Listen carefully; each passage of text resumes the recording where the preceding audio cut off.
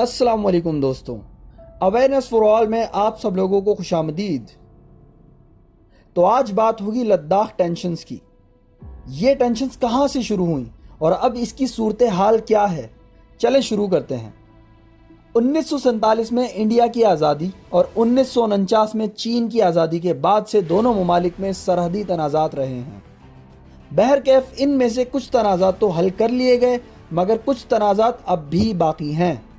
ख़ास तौर पर चीन का सिंगयांग का सूबा, जिसकी सरहदें कश्मीर के इलाके लद्दाख से जा लगती हैं, इस इलाके पर दोनों ही मुल्कों की हमेशा तकरार लगी रहती है। इसके अलावा नेपाल, भूटान के इलाकों से लगने वाली सरहदें भी चीन और इंडिया में मसाइल पैदा करती रहती हैं। 1962 में चीन और भारत की जंग हुई, जिसमें भारत को ऐसी इबरतनाक शिकस्त दी कि इंडिया आज भी चाइना के नाम से खौफ खाता है। बात यहाँ पर ख़त्म नहीं होती, इसके बाद भी दोनों ममालिक के दरमियान छोटी मोटी झड़पें होती रहती हैं। 2017 में भी डोकलाम के मुकाम पर इंडिया और चीन दोनों की फौजें आमने सामने थीं। डोकलाम बुनियादी तौर पर भूटान का सरहदी इलाका है, जहां पर चीन सरहद बना रहा था, जिस पर भूटान ने सख्त एहतजाज किया और हिंदुस्तान से मदद मांगी। हिंदुस्तान की फौज भूटान की मदद करने वहां आई और फिर उन दोनों ममालिक के दरमियान मामलात 73 दिन तक चलते रहे।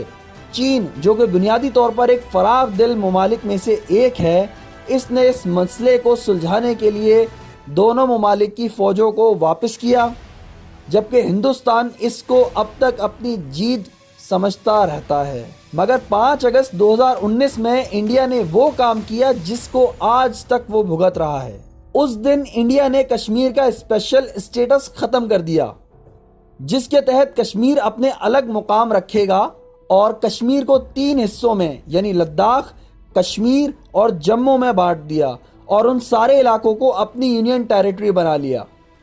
लद्दाख, जिस पर हमेशा से चीन का स्टेक रहा है, चीन ने हमेशा उसे अपना इलाका तस्लीम किया है।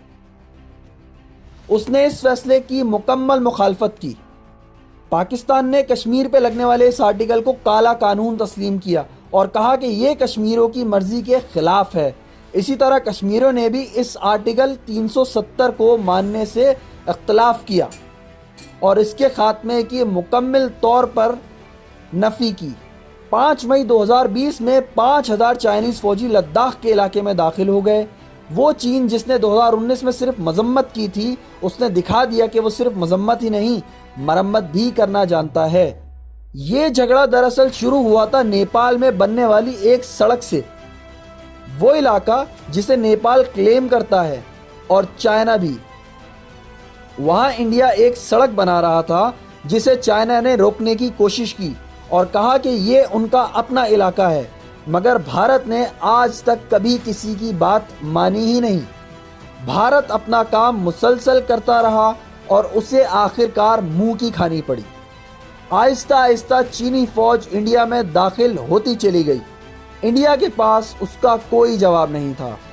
बहरकैफ अब तक की सूरत हाल की बात की जाए तो सीन कुछ यूं है कि चाइना की फौज इंडिया में 40 किलोमीटर तक अंदर दाखिल होकर कब्जा कर चुकी है, जिसमें लद्दाख, सिक्किम और गलवान वादी के इलाके भी शामिल हैं।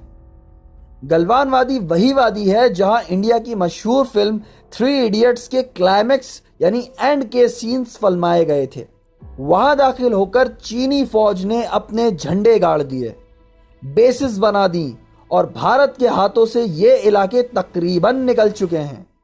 बात सिर्फ पाकिस्तान और चाइना की नहीं, बल्कि इस बार नेपाल ने भी अब इंडिया को आंखें दिखाना शुरू कर दी हैं और नेपाल के वो इलाके जो भारत ने अपने कब्जे में किए हुए थे, उन पर अपनी कानून साज असम्बली में कानून पास किया है और उसे अपने इलाका क्लेम कर लिया है, जिसके रद्द-ए-अमल में भारत में समझो जैसे आग लग गई हो। मगर कुछ भारतीय बेवकूफ़ अब भी इस गुमान में हैं कि उनकी फ़ौज अब भी वहाँ लड़ रही है और वो सब कुछ हासिल कर लेगी, मगर ये महज एक भ्रम, धोखा या अफसाने से ज़्यादा कुछ नहीं।